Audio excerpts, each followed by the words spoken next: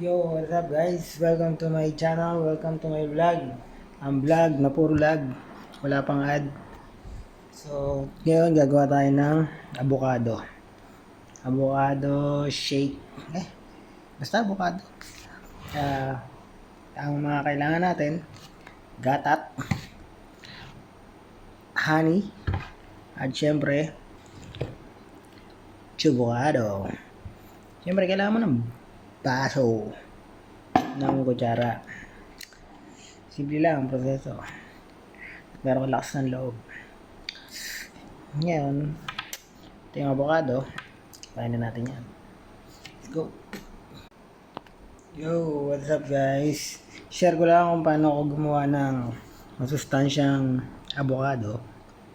Yung avocado, maraming benefits. Parang senior, maraming benefits.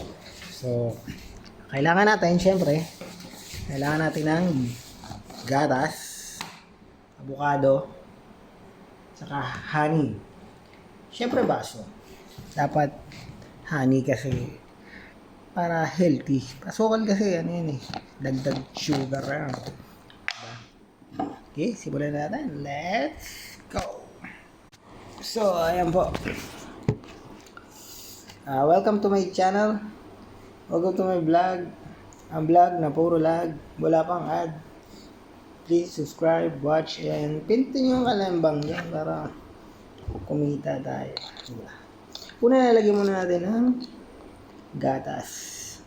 Itong gatas na to, ano pa to dinurog na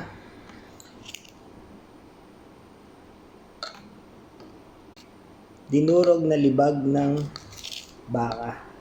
Yung iba sa dede kinuha, ito libag ng baka.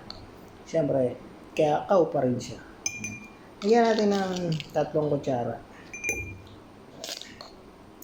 Tapos lagyan natin ng honey.